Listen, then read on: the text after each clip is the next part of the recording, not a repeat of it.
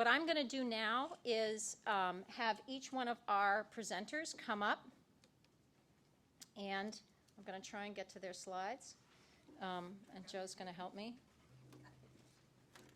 And they're going to come up one by one, and then we're going to have a conversation at the end. I have to switch the paper out as well. You get to go first, Barbara. Does everyone see this amazing stuff? It's like incredible. Do I need to wait for you to change the paper?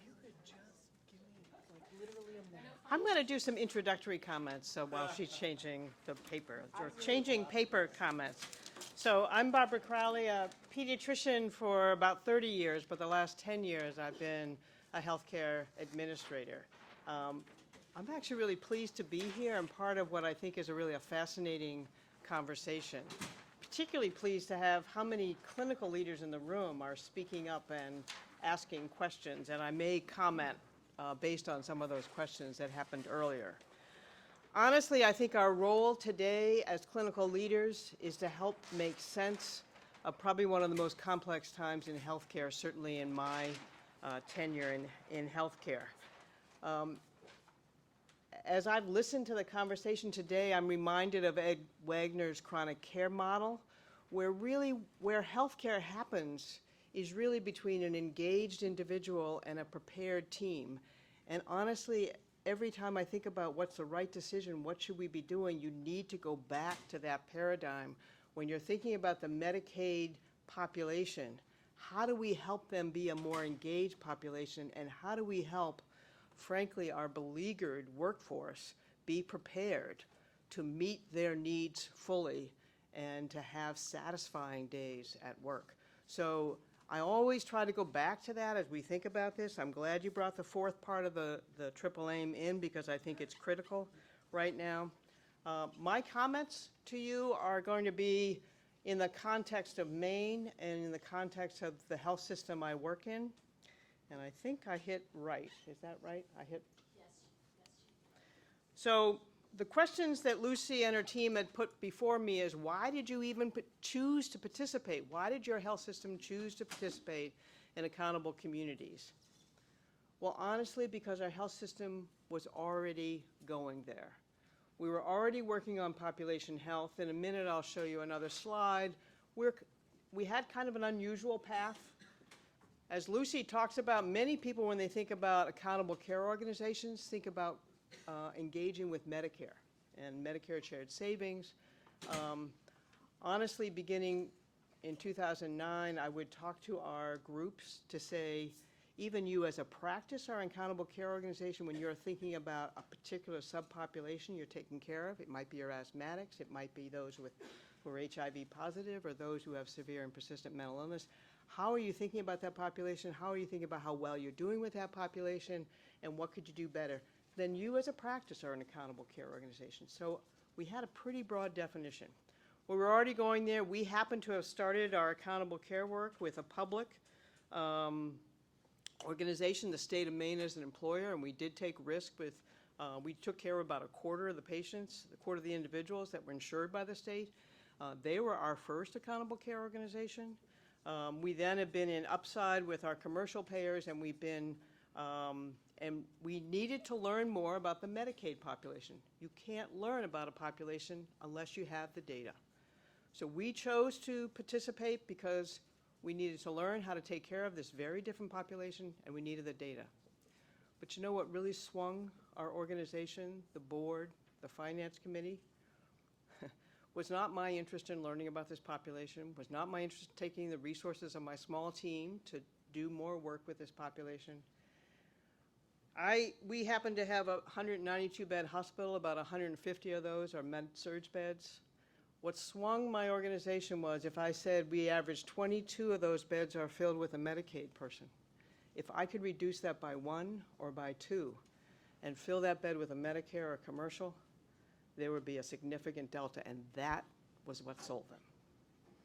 So it is in the end about sustaining a system. It is in the end about, it's about dollars. So it is about who's in your beds. So the history in Maine, and I'm going to cover it really briefly, is And I'll have some slides here in a minute that are from our Department of Health and Human Services. I just want to give the caveat, I'm not speaking for our Department of Health and Human Services. These slides were ones that they shared with us publicly. I've agreed with them on many things, and I've not agreed with them on some.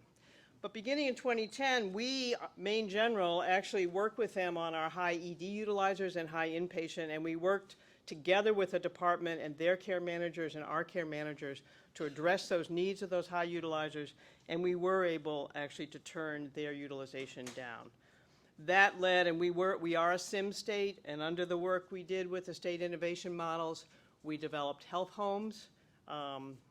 There is a major initiative that happened in Maine, a multi-payer initiative where we were engaging with our primary care practices. There's 500 in Maine. We were beginning to move them to patient-centered medical homes and then to health homes with a Maine care population. Maine care is Maine's Medicaid population. Within that multi-payer, we also developed 10 community care teams. These are care management teams that help support the primary care practice to take care of those high-need, high-cost individuals. And subsequently, we developed behavioral health homes. Now, there's been a lot of conversation this morning about integration of behavioral health, physical health, and even oral health. One decision that the department made that I don't agree with was they chose to have the home, the sites of the behavioral health homes, be behavioral health organizations. So they kept the silos going that are behavioral health and clinical medicine. Now, the behavioral health homes are the behavioral health providers in my community. We're given an advance payment, and we're obligated to communicate with the primary care providers around the care plans. A year went by, and we hadn't heard from one behavioral health organization.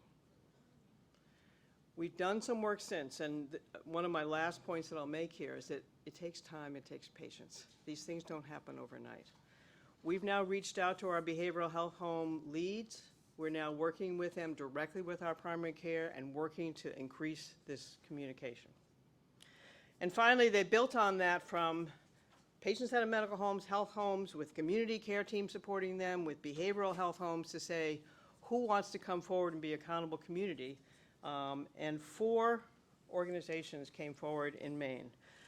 This is another way that they talked about it. They first worked with patient-centered medical homes, advanced payments to patient-centered medical homes for the Medicaid populations, and for those that are in their health homes, support for the community care teams in the transitions and care coordination, and then adding on to that to have an accountable community.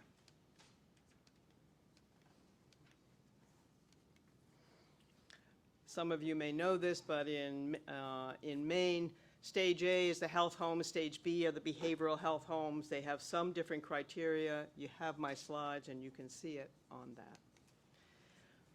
So again, this is a building block piece, and I actually agree with how the department built from supporting primary care, getting coordination of care, bringing in behavioral health, and then trying to put the whole thing together.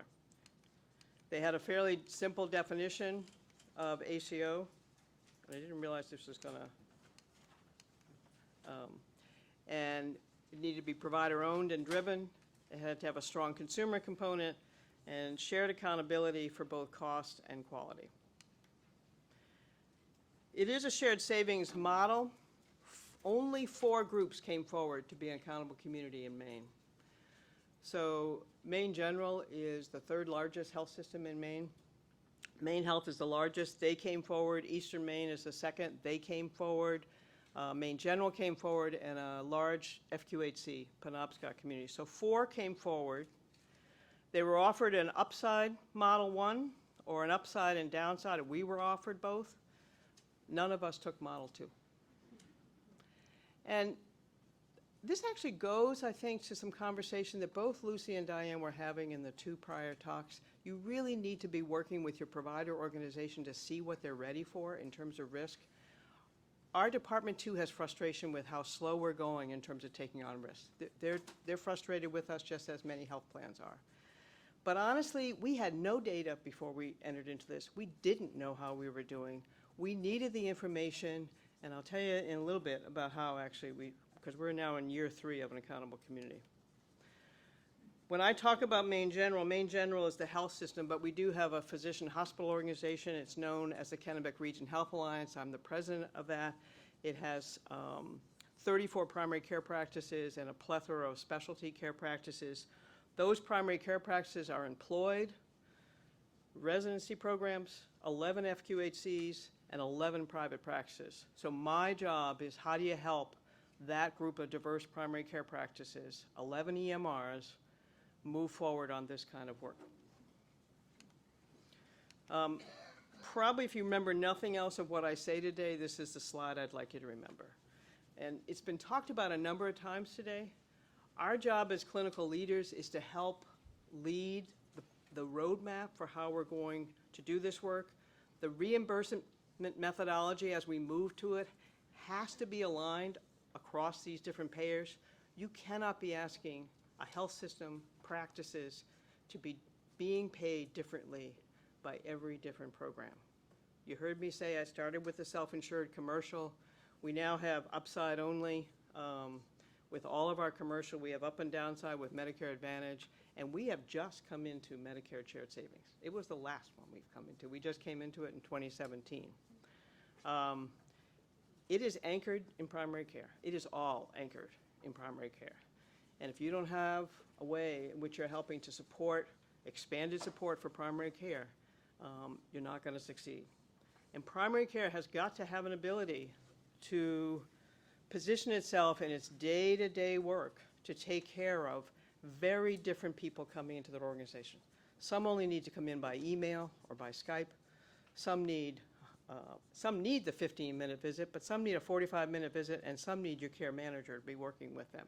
And we've got to do a better job in helping primary care respond well to the different populations they take care of. Well, the other thing I would say here, and it's been brought up a number of times today, you cannot do a Medicaid alone plan. You've got to work with these teams. One of the questions I would have for Lucy for her conversation you just had, of the number of Medicare ACOs that are in New Hampshire, how many of them align with your IDNs? And I mean, those groups should be working similarly with that. Not all these populations are the same. The drivers for what drives their high need and high costs are different. You've seen this probably in some of the literature. We talked a fair amount today, and Joe's data was showing this, that Medicaid has a high behavioral health and disability. But being poor is simply part of what the issue is. Now, one thing I would disagree, I got 2 minutes. One thing I would disagree in the conversation that's happened today, and maybe I have it in my next slide. So, several times today you've talked about the fact that this is a children's program. And you said it because half the members, and this is, initially we had 11,000 people, we now are up to 19,000 people. Half of them are still children, but it is not a children's program. I think that's a mistake to say that. What we're doing right now is segmenting each of these groups, and if I'd known how much Joe loved data, I would be here with reams of data for you. But we're looking at the children as a separate group, and we have a child psychiatrist working with us, working with our community partners about how are those kids being taken. Now, it's mostly behavioral health and emotional disturbance that we're working with them. The ABD, the aged, blind, and disabled, are your highest costs. I think someone was asking before about the cost for these different groups. Children are about $200, $250 a month. To put them all together and say it's $222 a month totally misses what's going on with this population. Adults are not that high. Aged, blind, and disabled, $1,600 a month. It is the aged, blind, and disabled that we are now spending more of our time working with our community partners to say, what could we do to improve the quality of your life, lower your utilization? So that's the group I think needs to be paid more attention. And as we go into Medicare Shared Savings, we're going to be paying more attention to the duals. But you honestly, and I'll tell you, we spent a lot of time, Joe, making sure that when Medicaid gave us this data, they gave it to us in the 4 different groups. And we separated them out because they are 4 different populations. Well, what? You're going to pull me? Yeah, okay, I'm going to pull you. I won't even go to this slide. So, this is my final slide. It requires patience. It absolutely requires data, and data that gives you information. and you absolutely have to be supporting primary care. And I think many of you have already talked about this, and I'll end with that. So.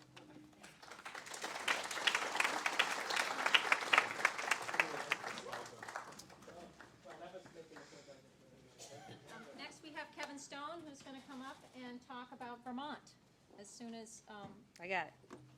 Cheryl gets the slides.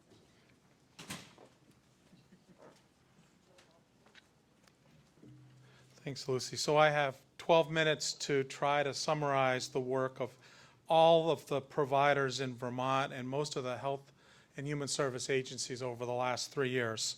So here goes.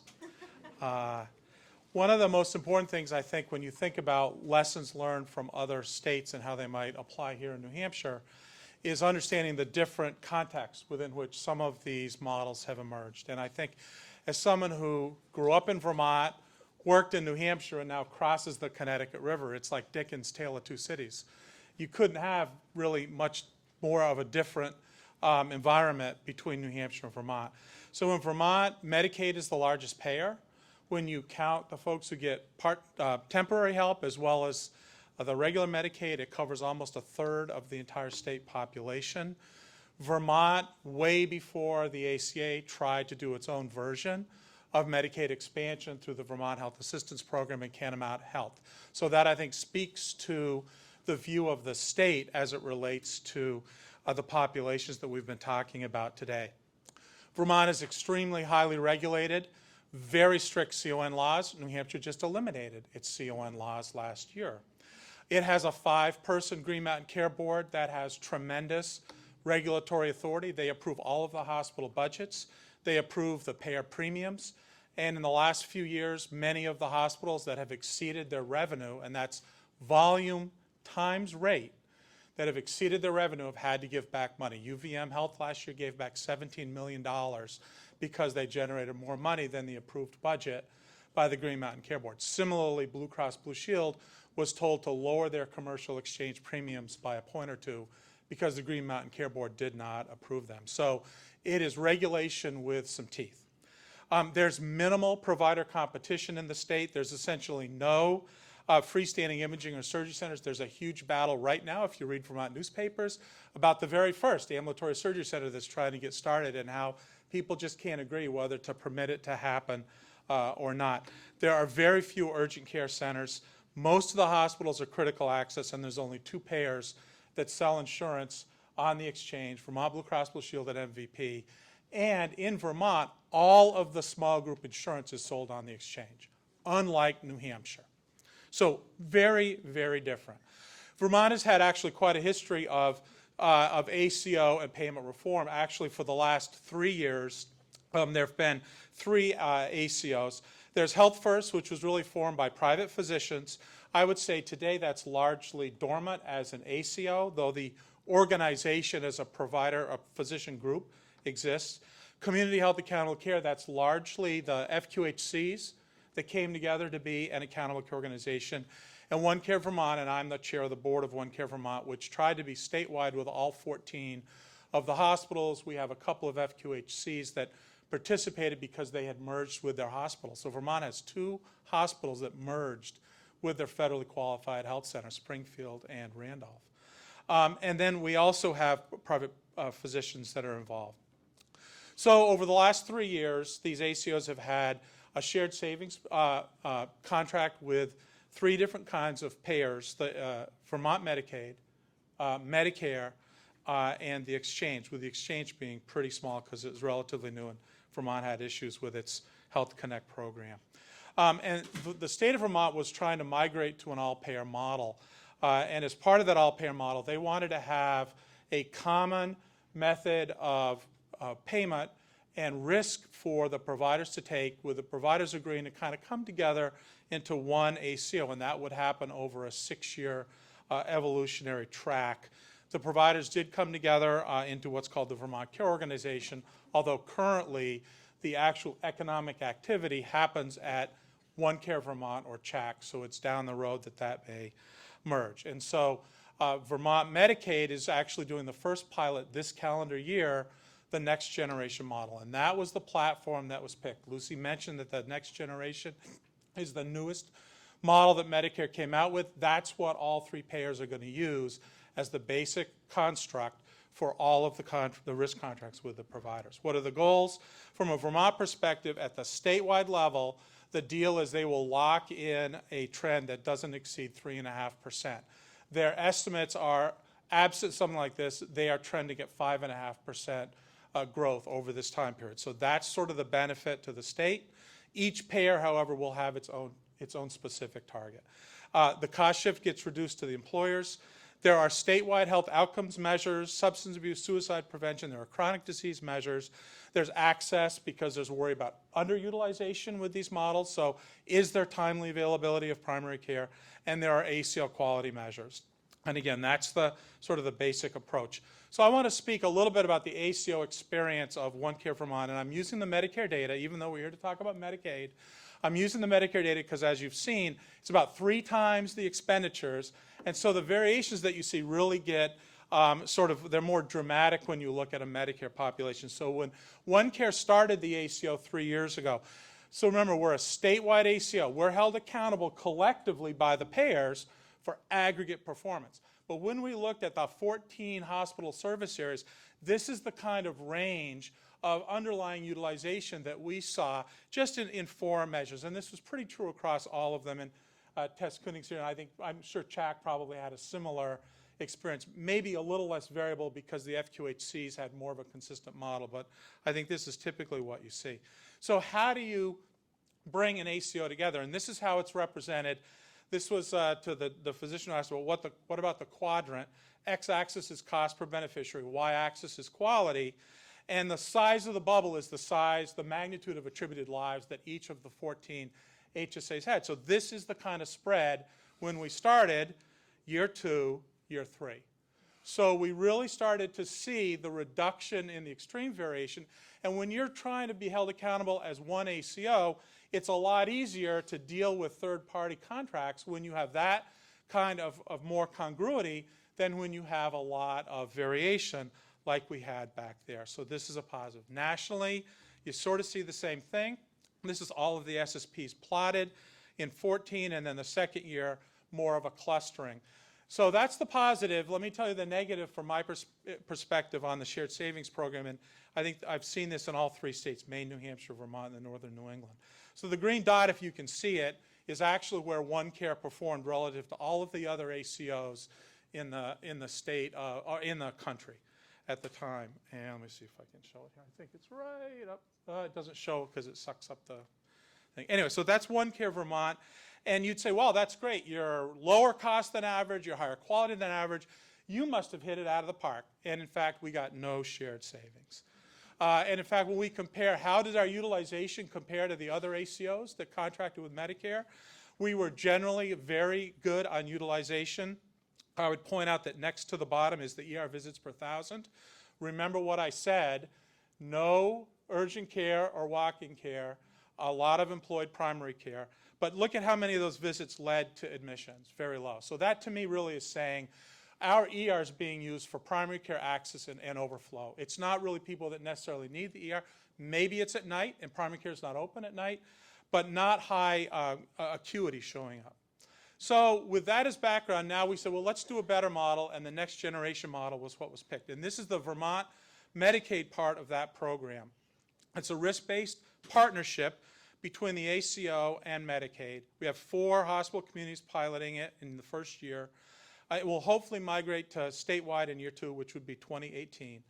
We did not put financial risk onto the smaller practices, so the participating physician practices, FQHCs, home health agencies, mental health agencies, they don't bear risk. The risk is borne collectively by the hospitals, but all of those providers are part of the ACO network at rendering care and working toward managing the care. We want it to be primary care supportive, so we get an administrative payment from Medicaid. We took half of it and gave it to the primary care clinicians. We originally intended to give all of it, $6.50 PMPM. Sadly, the state of Vermont was not able to fulfill what we thought we were going to get for infrastructure funding, and we had to take some of that money to finance the cost of the ACO. We also have an additional $2.50 that flows through for care management.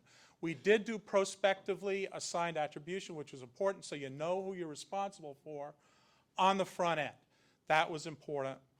DEVA, Division of Vermont Health Access, which is Medicaid in Vermont, still manages the benefits. One of the most critical things for provider sort of support in all this was Medicaid agreed to waive its prior authorization requirements on its members that were attributed to the ACO, and that was huge to get our clinicians to agree to participate and work towards managing total cost of care.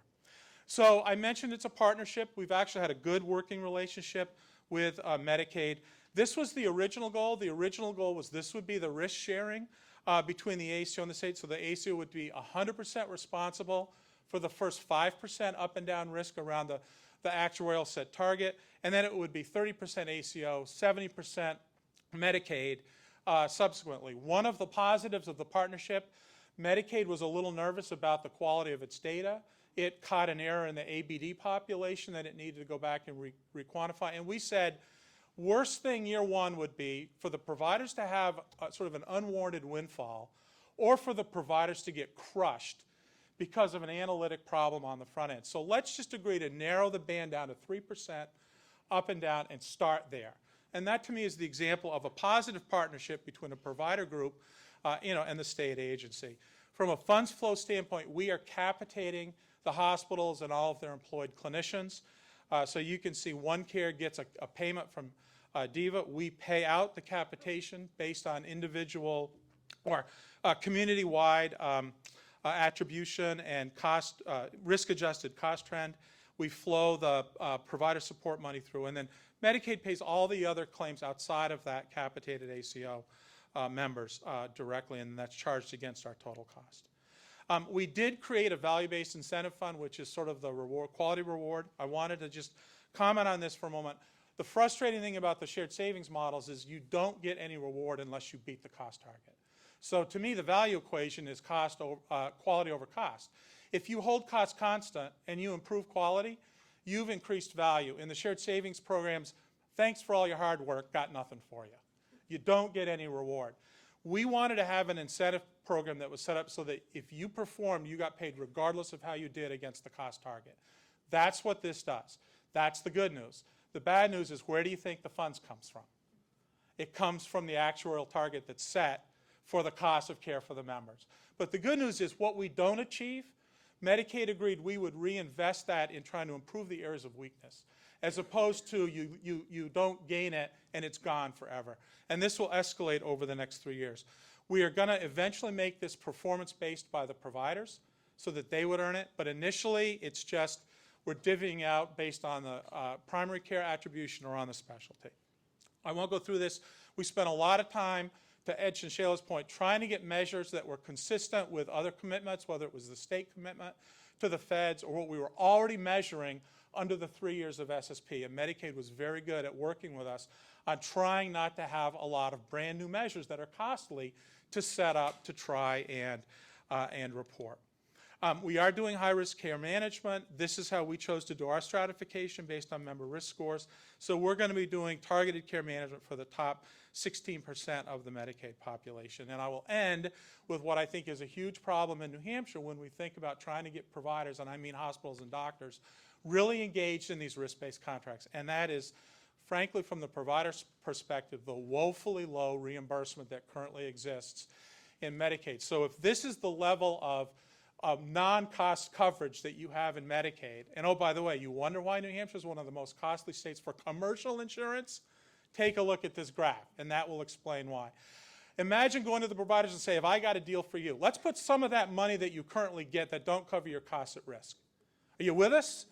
And that's going to be, I think, a real challenge when, plus you couple it with an infrastructure cost that is not insignificant in these ACOs. So anyway, I'm going to stop there. Thank you very much. I have been so unfair to make them talk this quickly. Amazing information. Just for everyone, Medicare, the Shared Savings Program, SSP, is the payment formula for some of the first-level ACOs.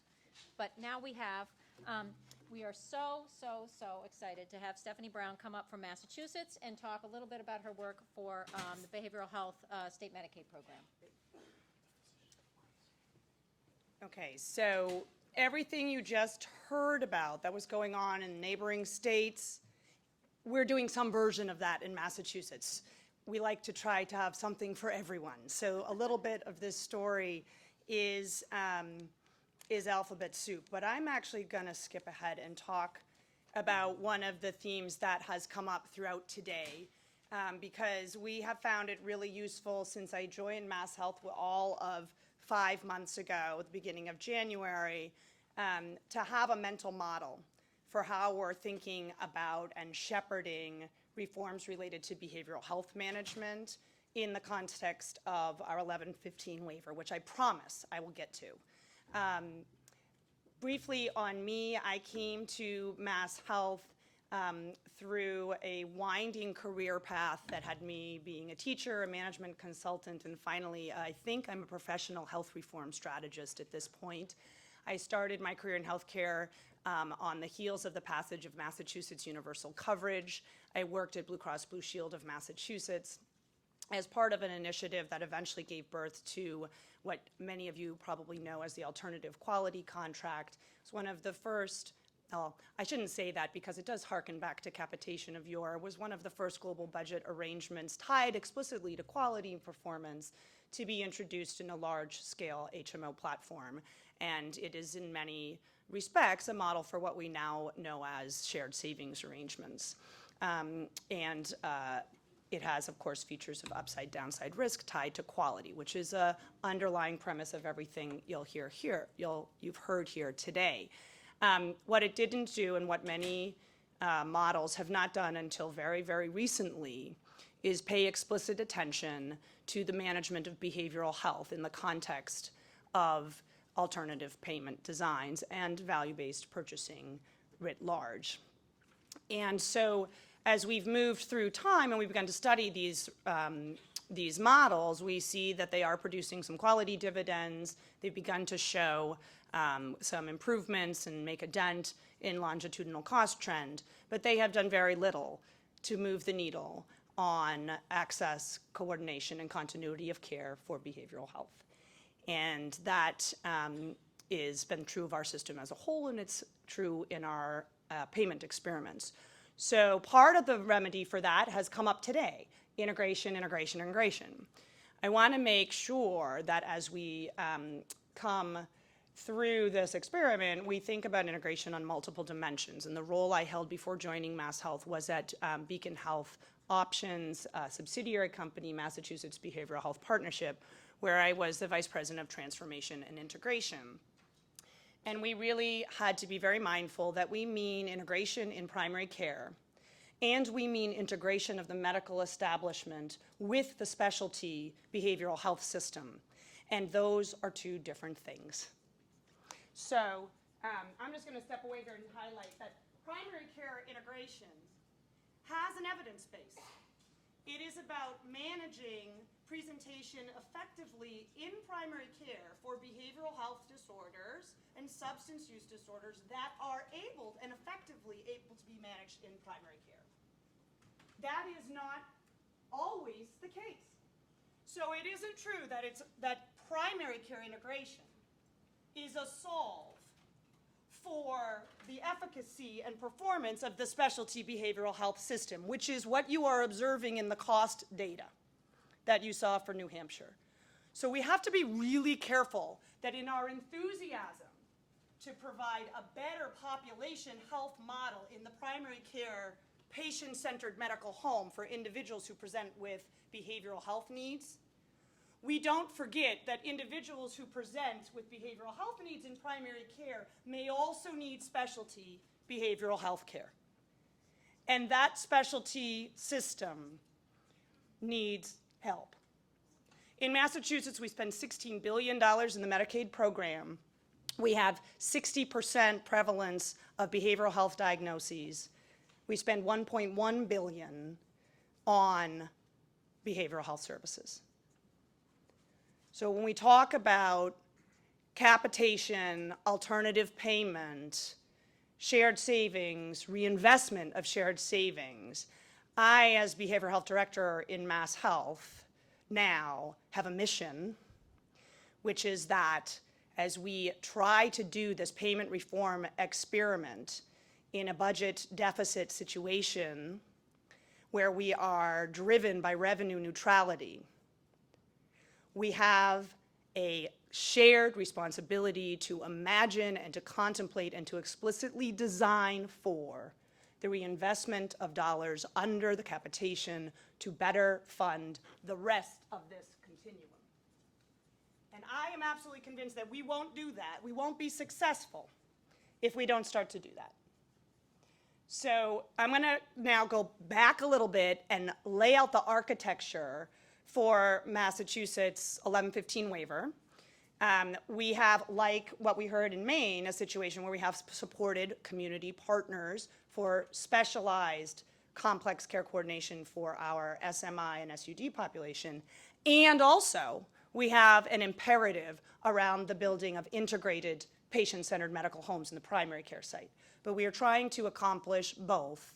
And we have a very, very significant investment in the substance use continuum to plug a hole in the benefit related to 24-hour levels of care for individuals with substance use treatment needs. So here we go. The Massachusetts 1115 waiver in brief. Okay, so the waiver authorized $54 billion in spend over 5 years. $1.5 billion of that is DSRIP money. We are in the process of procuring, and I mentioned we got something for everybody, and this is like a menu. We're procuring multiple flavors of ACO designs. And we are standing up our version of Health Homes, which is DSRIP funded. We did not use Section 2703 or whatever the section is for health home funding. We thought DSRIP would give us a little more flexibility.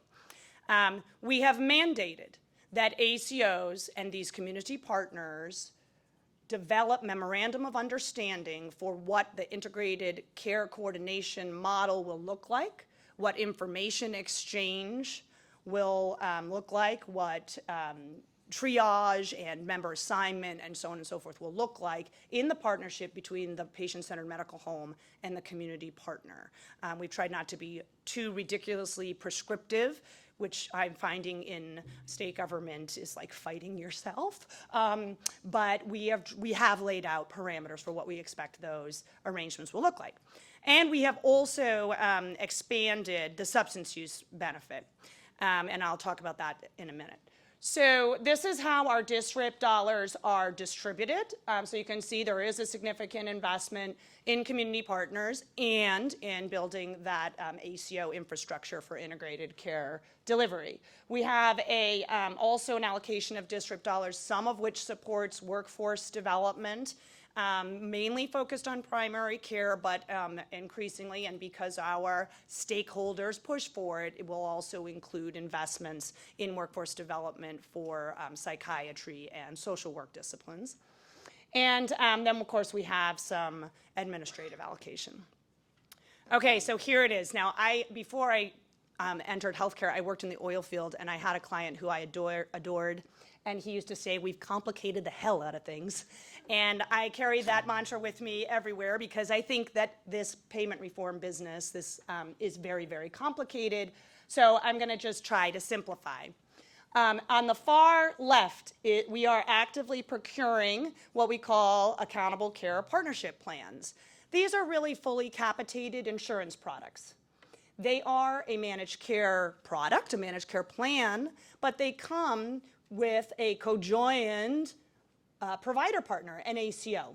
So they are an ACO, but the ACO is required to band together with the managed care partner to bid in the procurement. So you can't have one without the other. I once, to one of my team members, said, we've thrown them in bed together, and they told me, no, put them in a boat. We don't want to be talking about beds at the state level. So, okay, so we're in a boat, we're rowing together, fully capitated, sharing insurance risk, upside, downside, performance tied to quality. You with me? Sound familiar, right? Okay. Next order, we say, all right, we're going to dial it down a notch. We're going to leverage the state's existing state plan infrastructure, which we call the PCC plan. It's the same chassis that we pay fee-for-service claims on, and we're going to say you as an ACO entity can hoe it alone without a managed care partner in a global budget arrangement. And you can have a flavor of that depending on your tolerance for risk. But suffice to say, in that model, the behavioral health benefit continues to be managed by the state's contracted behavioral health partner, and the claims are processed fee for service. You just have a budget target that you need to chase, kind of like the shared savings type arrangements. In the third model, the state has procured ACOs that basically say the state has deemed an MCO-administered ACO, which basically what this is a provider-driven ACO raising its hand, a provider system, and saying, please, please, make the managed care entities contract with me in a gain-sharing or a risk-sharing arrangement. In that model, it's a managed care plan, that is the health plan, but the managed care plan is required to contract with the provider entities that have been deemed by the state and selected to be these managed MCO-administered ACOs. And then we have the leftovers, which are still an option for members. You don't have to be in a primary care panel that's part of an ACO. You can choose a managed care plan that isn't playing, and we're re-procuring our managed care plans. Or you can still be in the state's health plan, our primary care clinician or PCC plan, should you so choose. So we've got something for everyone. In the procurement, we have 15 bidders on the far left, 3 bidders in just the global budget arrangement, and 3 bidders in the please pick me to contract with me as an ACO. So this gives you a flavor for the Massachusetts market, where our large provider systems are in terms of their appetite for risk, and also where our managed care partners are in their willingness to step up to the plate and really lead the charge on this grand experiment by working very closely with the larger systems and even some of the smaller regional players to put forward a model for network organization that is an ACO construct.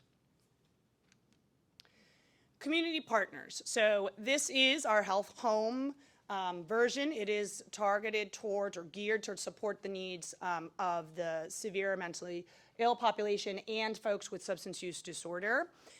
This is an open procurement. It is going to basically, as I mentioned, create regional health homes that have to partner with the regional ACOs. And the idea is that we'll get some economies of scale injected into our community mental health system by having community-based organizations band together to form these community partner entities and participate in this procurement. And the program is supported with district dollars, which are paid for like a chronic or integrated care management model on a PMPM administrative basis. There's also dollars within the district program to support flexible services and support. So this is bringing in that support for social determinants component, which if identified in the patient-centered medical home or the community partner, that there are needs that would not ordinarily be funded under the benefit, such as for transportation, rental assistance, and air conditioners. There's some dollars that district supports to make flexible payments to support those needs. So finally, we have received authorization from the federal government to move our currently Department of Public Health funded residential rehab benefit under the Medicaid benefit. This will generate about $150 million of matching funds, and we will be using those funds to build additional bed capacity to the tune of about 450 new residential rehab beds. And we will be introducing additional supports for recovery support, navigation, and peer supports among them, as well as looking for ways that we can support, oh man, I'm getting the hook, that we can support medication-assisted treatment in a broader swath of providers, getting beyond our FQHCs into large group practices and primary care providers. So this is, in and of itself, a huge honking deal. And if we weren't doing the payment reform exercise, this alone would be a huge advent of visibility into the continuum of care for what you saw in the New Hampshire data is a very costly population. In fact, I was struck by the fact that Suboxone topped the list in brand name pharmaceuticals now. And if any of you know this population, it's Suboxone and Sovaldi actually topping the list, right? We've got both of those things going on in this population. So really being able to draw a clear line of sight across the whole continuum of care, coordinate services, not lose folks to the streets, to chronic recidivism through ERs and through detox is a really, really important component of this payment reform initiative. I don't think we would be successful without it. So pretty exciting stuff. And that, I didn't get to talk about all of the other behavioral health stuff, but maybe we'll do that on another forum. I made my pitch. Oh, and questions. Okay. I'll get you back to The good news is that we have saved by this incredible alacrity with which they have presented just this wealth of information. We have gotten to the point where we are opening it up for questions for our panelists from you all, so that you can make sure you use this opportunity to seek input from them. So if anybody wants to, yes, Ed. I just wanted to point to, I appreciate your pointing generally to the importance of integrated primary preventive health care. And I know we've talked about the payment structure that Medicaid has for federally qualified health centers. I point you to, I think, a November American Journal of Public Health article that the value for investing in those dollars is the integration of behavioral health, nutrition, those wraparound services. That at the end of a year, this is the most extensive study ever done, the total cost of care for those Medicaid individuals as seen by an FQHC compared to any other primary is 24% on average lower. And our data suggests similar, and NIH and HRSA both identified in 2008 and 2016 that our outcomes in diabetes and depression are nationally recognized, which allowed us, as Kevin said, to get involved in now our second ACO. So I would be cautious about where one chooses to put which money is at risk. So I'm just relaying what Ed said. He noted an article which we can certainly make available, which was a study on FQHCs and their efficacy around their payment reform despite their cost-based reimbursement. Do any of you want to comment on efforts to bring primary care into APMs and FQHCs, rural clinics, family planning centers, and primary care? So I don't know, did this work? Is it on? Yeah? Yes. So obviously, at the Vermont ACO level, we want to have the FQHCs involved, and I think I'm a big believer in the FQHC model, as you know, and I do think that over time, perhaps other primary care practices, as the patient-centered medical home and other support resources start to be part of a non-FQHC primary care model, they could consider a bundled payment or a capitation for an array of services that they render, but that speak to the service integration. I think that's one of the hopes, if we can make the whole all-payer model work longer term. Shorter term is to try to make sure the FQHCs are involved because of the model. I think is really is a good model. Well, let me just say, in Maine, 1 out of 4 children is food insecure, and so right now, I mean, I totally agree with your point. We have a prevention healthy living that is in the population health. I support it in our area. We provide to all of our primary care. Where are the resources, whether it's around primary care? We have community health workers now working on cancer screening, and we have behavioral health integration in all of our primary care. Nonetheless, we haven't answered the question you're asking, which is how do they fit in our budget? They are not in our budget. They are supported by an endowment and by grants, and so it needs to move into our budget. So. Yeah, and that was going to be what I would echo. I think there's a number of degrees of freedom that the FQACs in particular enjoy, and also eligibility for certain other types of funding, which has supported the build out of integrated care models, which I agree with you have been very effective. We've seen that in our large FQHCs as well, and particularly those that are also OBOTs, which again supported through other streams of funding.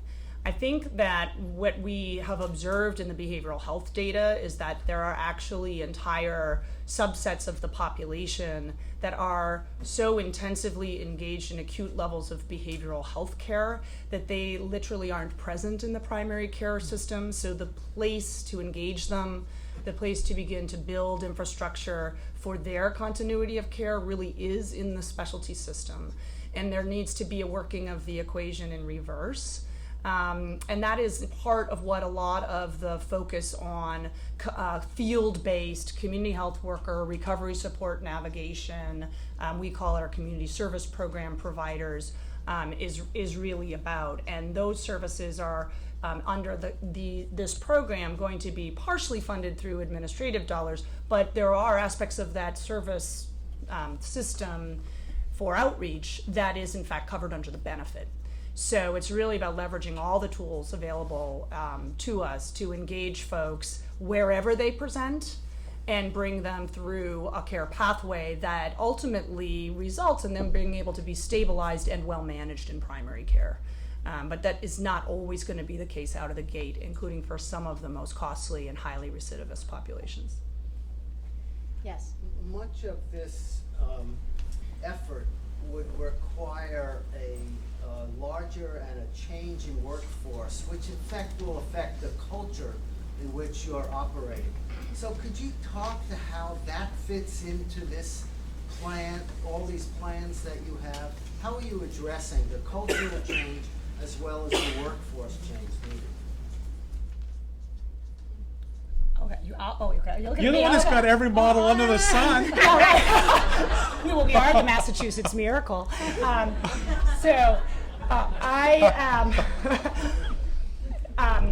are a couple of things. First, I think one of the tensions we ride is realizing that we can't solve every problem, right? So Medicaid is not going to solve for workforce. We need the legislature, we need stakeholders, we need the schools of professional development and so on and so forth to be engaged in this endeavor with us. And there are efforts, some of which have been convened by the Massachusetts Hospital Association, to bring together stakeholders to work some of the other levers that are available. So that's important to mention. In terms of Medicaid, we have, I think, a responsibility to get at one of the comments that was made earlier, which is what is the delta between the rates of reimbursement that underlie all of these budget arrangements and the actual cost to deliver care. So we are in the process right now of working with our Association of Community Behavioral Health Providers. We work very closely with our managed care partners and behavioral health managed care providers to go through a process of rate normalization to try to get the floor, so to speak, to be in a better position to drive out some of the variation in the rates of payment for behavioral health providers, community-based CMHCs and so forth. I don't think you can solve for workforce if you have a system that continues to be chronically underfinanced. You can't compete. We have a psychiatric shortage. We can't even staff new hospitals that have opened because we cannot recruit enough psychiatrists.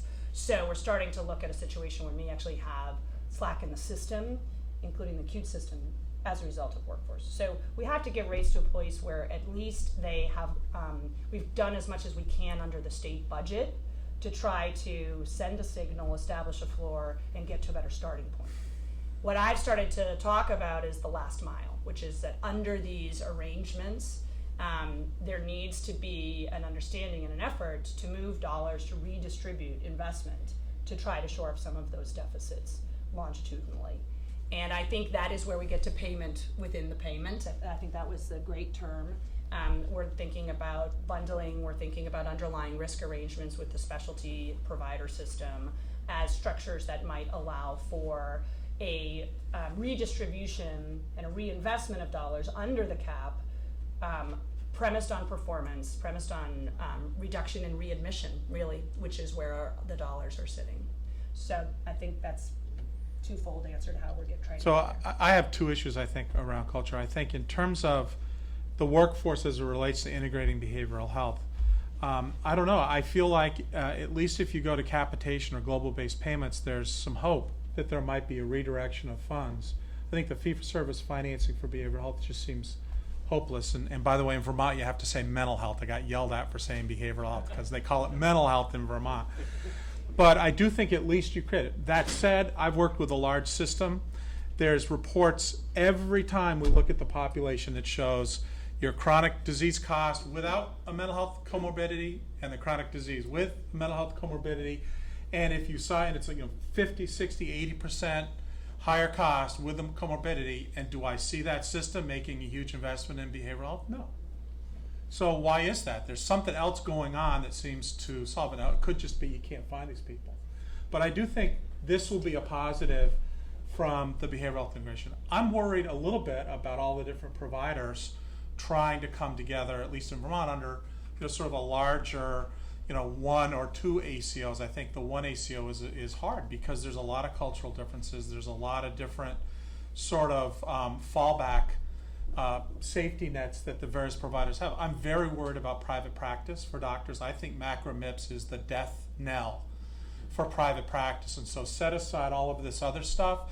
If you fast forward to 2020 and beyond, in the way the Medicare program works and how incredibly costly infrastructure is to meet the requirements of these advanced pay models, I don't think you can stay in small private practice. You have to become part of a system, whether you want to or not. That's going to be a lot of tension through maybe half of a professional generation until you get to the next generation that comes out ready to practice in a system and frankly not wanting to run their own business. Then you've got the FQHCs that have their own culture that you're trying to get to work with other delivery systems. So I think everyone's trying to do the right thing, but I think the provider culture is going to be a bigger challenge than getting behavioral health linked up to whatever provider group you pick. Tess would be a good one to comment on it as well. Tess. So just to your point, Kevin, so the Federal 12 Health Centers in Vermont came together in an ACO, and they brought together critical access hospitals and what we would call the VNA here. Tess, can you stand up just so everybody can mind? Sure. I'm sorry. And everyone can hear. Yeah, thanks. So they came together so the Federal Qualified Health Centers came together in an ACO in Vermont and brought together hospitals and the VNA and what we would call the mental health providers as well. And part of it was sort of what you were talking about, just the scalability of having community partners link up with like an institution of an academic medical center, which has a lot more resources than community providers. And we have run into some cultural sort of clashes in terms of the workforce, and part of it is, I think you just see the sort of just the collision of all of this information is really difficult for the provider. So the provider says, I have to push one more button or give you one more metric, I want to do care. And so part of that will be just the learning behavior, reducing our variation, actually looking at health, putting the shared savings resources or whatever's left back into the community and making sure that the community partners are actually getting the resources that they need. Because what a provider practice needs, whether they're an FQHC or other, they need a fair, stable payment. They need incentives for quality, and they need resources for innovation. Because if we're not going to give any more resources for innovation, we will be doing the exact same thing that we're doing 6 years ago, in 2 years. So there's got to be some breather room for that. And so I think that's something that is a really great natural partnership between both the mental health centers and the community health centers as well. I want to just comment on something that Tess said that our panelist also noted, which was, can we distribute the shared savings in a way that focuses it to the providers or the community providers in some way? Can we have a conversation about how to distribute it? But it sounds like from what Kevin's talking about and from the experience of some of our ACOs, there hasn't yet been any shared savings to really distribute. So how do you get there? So that is, in Vermont, that's true in Medicare. In Medicaid, both CHAC and OneCare had tremendous first years. I think collectively we beat the target by 14 million, which was 7 million divided up. And I think both had about the same amount, 3.5 million, and the other 7 million was retained by the state. Year 2, OneCare just missed its target, CHAC just beat its target, but dramatically smaller amount of shared savings. Year 3, we don't have the data yet. That's another concern, is the lag is tremendous. But based on I put the squid report in your packet, it looks like we've done well on reducing utilization, but we're not gonna beat the target. So once again, no shared savings. And so I have two concerns as you get to the whole culture. One is, some of these models, in particular the state of Vermont, they are pushing for change really, really fast. And that's uncomfortable for providers. I mean, first do no harm, right? And so, give me some time to get used to the change. And even though we had 3 years under upside only risk, it's still hard to leap into the two-way risk model. That's thing one. And thing two is the funding for the infrastructure, increasingly they're looking to that to come out of clinical dollars. There's not a lot of clinical dollars available to finance a whole new structure, and that is a real tension point between what's the obligation of government to provide seed funding for real cost versus how much has to come out of the provider dollars that are already scarce. And I think that's the conundrum that we face in Vermont right now. Well, the only, our community partners too want to be part of the budget. I mean, that's the obvious thing, but the question is, what's optimal care for a Medicaid population, and how should those dollars be shared? We don't have that information, and we need to get it. Yes. Gina Balks with the Home Care Association of New Hampshire. There's a lot of discussion as we talk about value-based purchasing about inpatient care, outpatient care, integration of primary care and behavioral health. But Medicaid is the largest provider of long-term care and home and community-based care. So what are the challenges and opportunities, or what is the role for nursing homes and home and community-based providers in a value-based model? So because I'm the OBH person, I did leave out a really important part of the Massachusetts story, which is in fact that there are two significant changes to LTSS. So one, and then I appreciate that that's not the entire continuum you just described, but just as pertains to long-term services and supports, those services will be brought in under managed care into these ACO constructs I described in the third year of the program. Right now, the state has procured a third-party administrator to begin to give the LTS system experience with management, with that level of management. So there is a kind of runway for moving those dollars into these arrangements. It's not the whole scope of what is managed under the state plan, but it is a good amount of spend. So yes, that's part of it. I think in Vermont, because it's not in the models yet, it doesn't come in, I think, until year 3 of the 6-year model. I just don't think people are gonna pay a lot of attention to it because we're working as hard as we can to just stay above water. And so right now the focus is on what we've got responsibility for right now today. And it's hard to say, well, what do we need to prepare to do for the LTSS services coming on board or more behavioral health? And don't forget, if I'm the state government, I want to put providers at risk for prescription drugs if I'm paying for that. And that's going to be a whole nother piece of responsibility that will take a lot of work to bear. But I do think that's looming out there because it's such a big part of the budget. Yes, Cindy. Two questions, which maybe is cheating, but I noticed you said, Stephanie, I think flexible services are being funded by district, which I think is how we're doing it in New Hampshire too.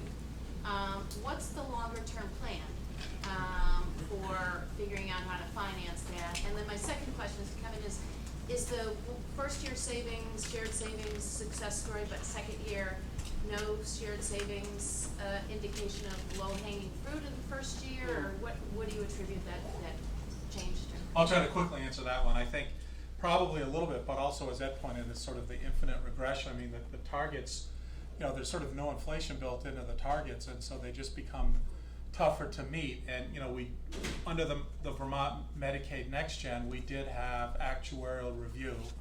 And one of the things in Vermont, the Green Mountain Care Board will have authority to look at the adequacy of the payment amount that all three of the payer groups would have for the ACO. So that will be helpful, but I think it's really just, yeah, you get some of the low-hanging fruit, but the targets don't really keep up with inflation. It's just harder and harder every year.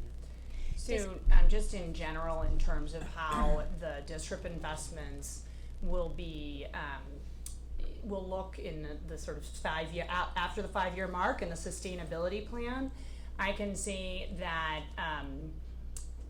the goal is for the program as a whole to be able to support itself through the savings that it generates.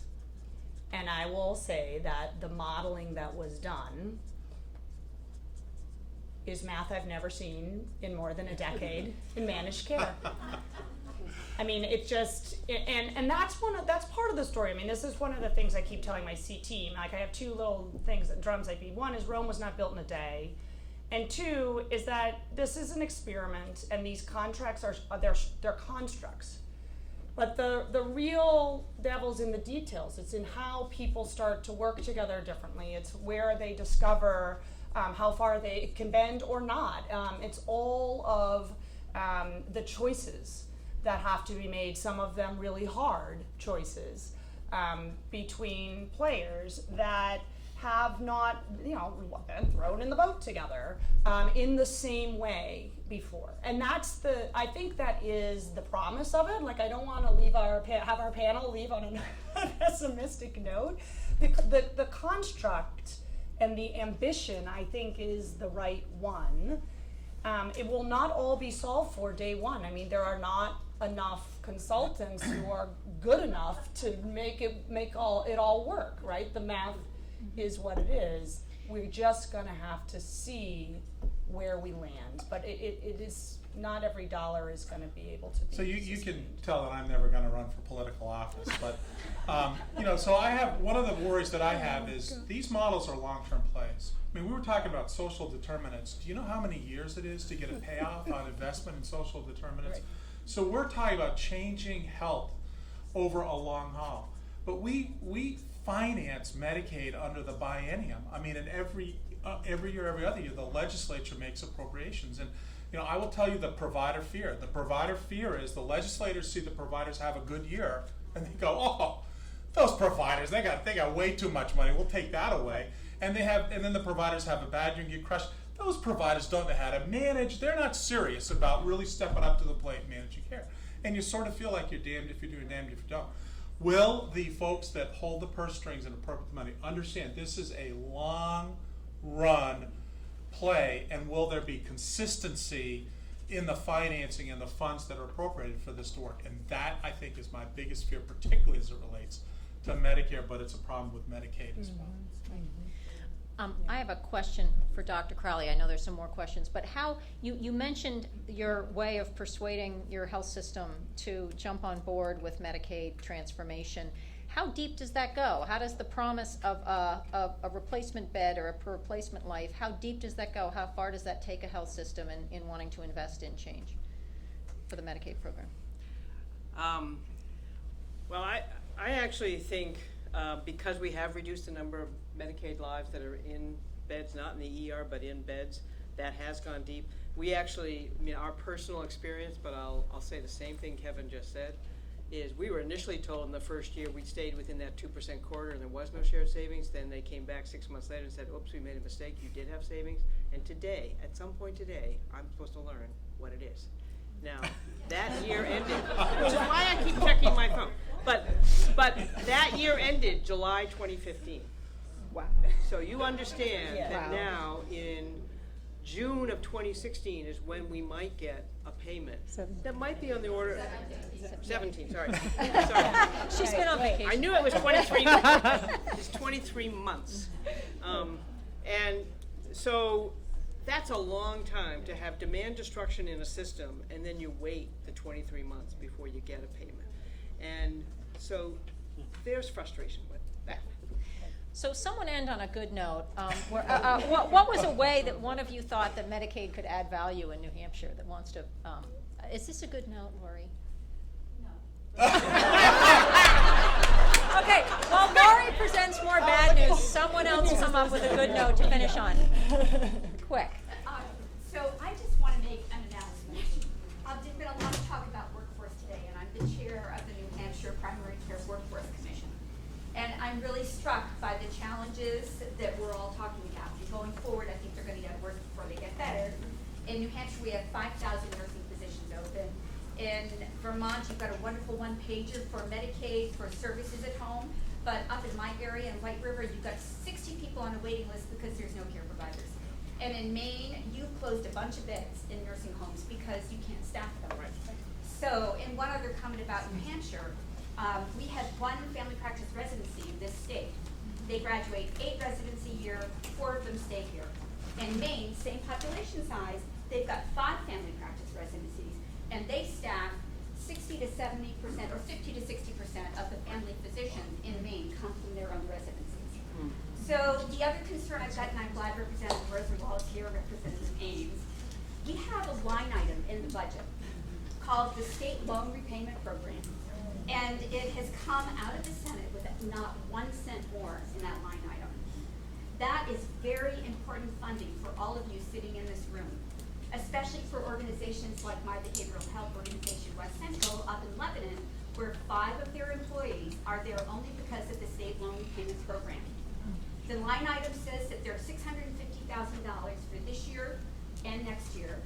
However, of that amount of money, $410,000 is already allocated by people who are on the program. But in the budget, it looks like there's still $410,000 there. But people get paid quarterly, so it's very deceiving. There's $260,000 more that could be available for other people who are applying for this year and again next year. However, there are 23 people on a waiting list. That $260,000 will fund 10 people. That money could be gone within a couple of months, leaving no money going forward for primary care providers, for mental health providers, for dentists, for the rural part of our state. So I'm encouraging you to make a phone call to your house member to say non-concur with the budget. And there are lots more problems and futures to tell you about. One of them, the alcohol and drug money might go to you. Okay. So anyway, make a phone call about that, and also we're hoping that we will get another $400,000 in an amendment form for this year the biennium, and next year the biennium, and we need help allocating for that. Bi-State's been wonderful about providing the lead on that, but they need everybody else in this group. We've got a lobbyist to go help them. So, Thank you, Lori. A little pitch for primary care, and thank you for all you do.